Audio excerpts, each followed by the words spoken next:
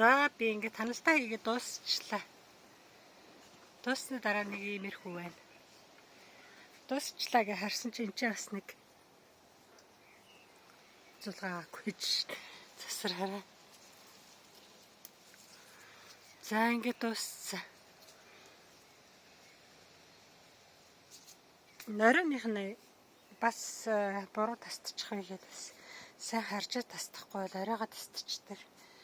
Тийм юм бас байдаг. За ингээд тансан юунуудаа дандаа ингээ хажуу тал руу нь хаягдсан байна. Энэ бол хараа. Энэ бас сайн бордоо байхгүй юу гэн.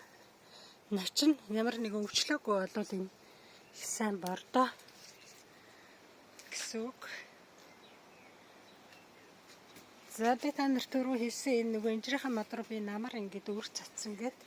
Тэгээ би энэ үүр цацаад энэ үрээ цацсан өрнийхөө хальсыг хайцсан. Тэгсэн чи хараа энэ газар хүртэл ингээд зөндөө тамаад ингээд үүр гараад ирсэн биш үү? Дүүл.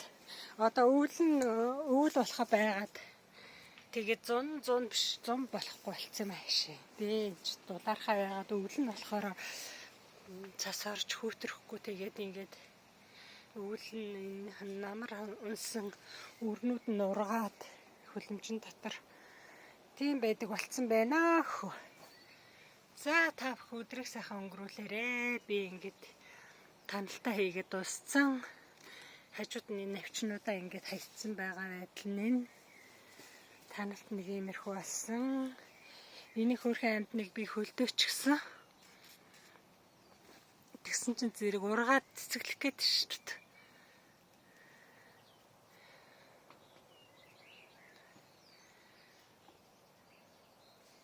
За иймэрхүү байна.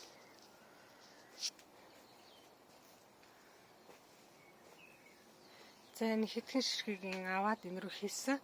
Энэ одоо гадаа суулгах гад ингээд нөгөө үүр замбраагүй ингээд үүр лайтны үүр тарьсан чи одоо ингээд суулгах газар байхгүй. Гадаа хөтөн суулгаж чадахгүй байна. Ингээд гэсэн тэрчлээ. За өдрийг сайхан өнгөрүүлээрэй.